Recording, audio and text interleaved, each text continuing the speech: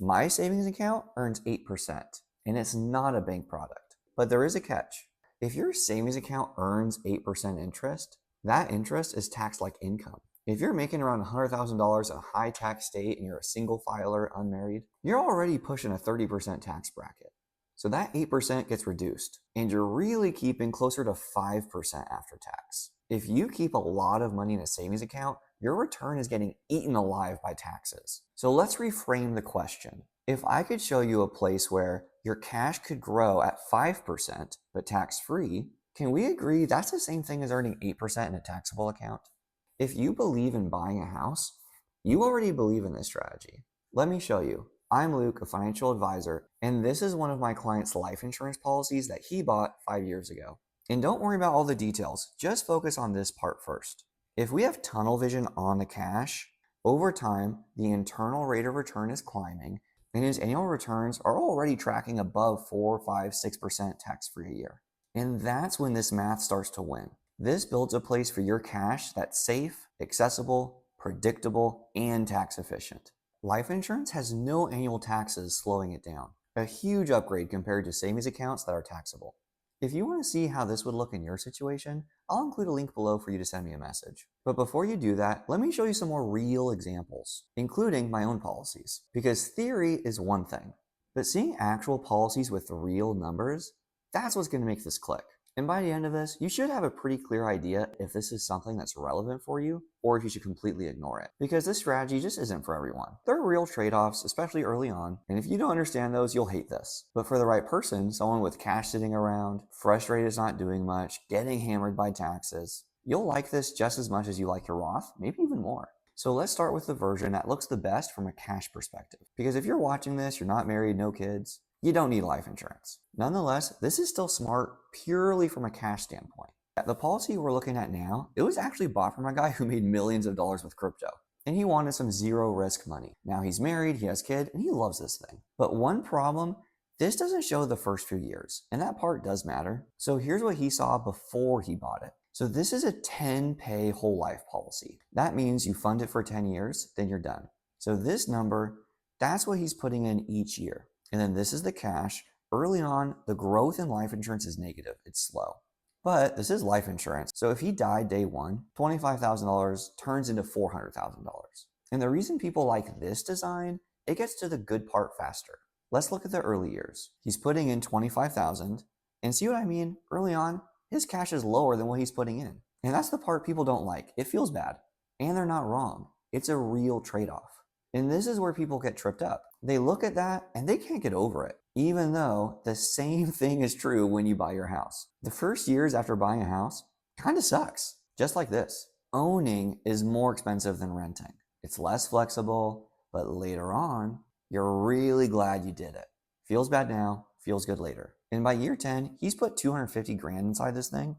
And his cash value, if we crunch the numbers, it's pretty similar to what a normal savings account would produce, earning 4% a year. And from here, even though he's not putting any more money in, his policy keeps growing a lot. And this is when it gets awesome. You feel like a genius for doing this.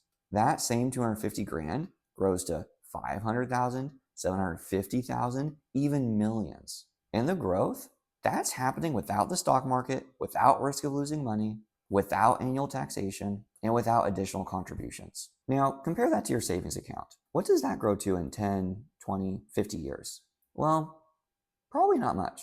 Even if you got the same return as this, like 5, 6%, your savings account is getting taxed every year, dragging down your performance. But the upside, savings account has no fees. And if we look at the first 5 years of this thing, the high yield savings account is way better than this. But there's the trade-off. Better short-term or better long-term. Because over decades, that gap gets really big. And what was really shocking to him is when I showed him that same $250,000 staying inside his savings account, even at 4%, in 40 years, that's only $600,000. But inside of life insurance, it would grow to $1.5 million cash and $2 million in a permanent death benefit. And most people don't realize they're choosing a short-term win without meaning to. And that decision doesn't just affect you. It affects what you're able to pass on to your kids, your grandkids. Now, granted, I don't tell people to go all in on this immediately, but over time, it does make sense. And to be clear, this is not meant to replace your investments. This is about replacing your savings account.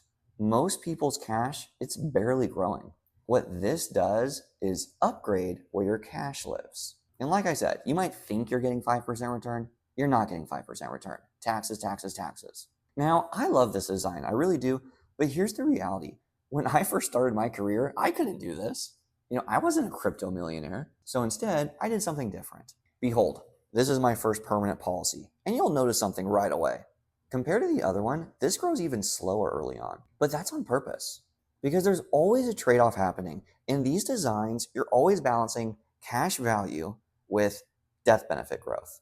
See, he was putting in $25,000 a year for just 400 grand of death benefit. I'm paying $2,000 a year and getting $250,000 of death benefit. So I just chose more coverage and a payment that I knew I could manage at the time. And that's why mine looks worse up front, less cash early, but it still works long term. In fact, if we did the math, you see I get to the same 5-6% annual returns in the long run. So that feels good. Now let's talk about flexibility, because this is huge. Check this out. Right here, my growth inside the policy, it's greater than the premium. If I wanted to, my policy could pay for itself, meaning I can stop paying and still keep it. No problem. It's like a self-fulfilling prophecy.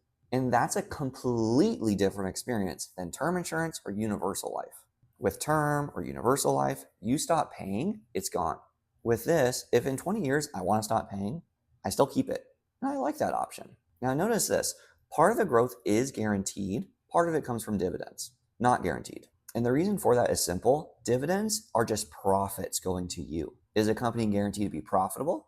No. So dividends are not guaranteed. But this company and a lot of other companies like this, they've been paying dividends for over 100 years, even 150 years. And they haven't missed a single year. Now, let me show you something I did that's a little different. This is my son's policy.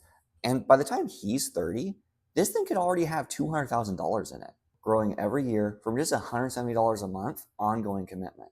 At 30, he pays $2,000 into it, but it grows 10 grand.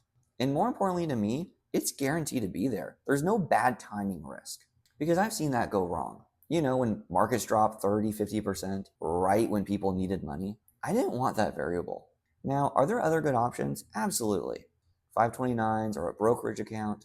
Those all work, but these had drawbacks I didn't want. This fits how I want my money to behave. It's long-term, it's flexible, it's predictable.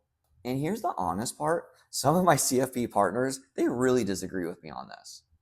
They'd argue I'd be better off if I bought more insurance on myself than on my kids. And mathematically, they're 100% right. I fully agree on paper, that's probably smarter. But this is the beauty of planning. There's not just one right answer. Your preferences for your life and your money really matter. And here's what they're not factoring in on their priority list that's super high on mine. If my son develops a health issue later, I lose the opportunity to do this forever. He can't get this. These policies are based on two things, age and health. And both of those only get worse over time. So the best time to do this is before anything goes wrong, fresh out of the womb, before a diagnosis, before surprises, and before doors start closing. And I've seen families go through that. They meet me, they want to buy a lot of life insurance, but they can't. Too many health issues. They waited too long. And I just didn't want to take that chance with my son. That said, if you're not feeling this, don't buy it. But for me, I was actually a little bit emotional when I bought this for my son. I was incredibly blessed growing up. My parents paid for gymnastics, music lessons, a car, college help. And you know what? I even met my wife because of all those skills and experiences. I owe a lot of my life to my dad's sacrifice. At 12, he was playing trumpet at funerals for $5. In high school, he was cleaning toilets. When he married my mom, he was a butcher, transitioned to sales, to owning his own business. He is the American dream. And I feel like the least that I can do is give my kids the same thing or better. So I just asked myself, what would I have wanted? Not just money someday, but something flexible, something real, something that would not just help me once in life, but for my entire life. And this lasts forever. It fits the bill. Now, if you watched this and thought, this actually might make sense for me, go to the link below and send me a message. And I'll tell you honestly if this fits or if you should avoid it. There are a lot of ways to feel good about your money. You don't need to use life insurance. This is not for everyone. If you're not saving well or you're in a low tax bracket, you don't really value having a safety net, this probably isn't right for you. But if you are already saving well, you have some cash doing nothing, this is a major upgrade. And if you like this type of thinking, I've got a lot more videos coming. Things like what the best investors know that you should probably know, smarter ways to think about your money as a whole so you stop second guessing yourself, and real client case studies. Because I think the best way to learn is from other people, their mistakes, their victories, and I love stories. I think it's so fun to hear what other people have done. So if you want that, subscribe. I'm Luke. I'm obsessed with building financial strength little by little because it works. I hope this helped you feel good that your cash doesn't need to suck forever. It actually can grow 5% or more every single year. And from a tax perspective, more like 8 to 9, 10%. Send me a message and we'll talk soon.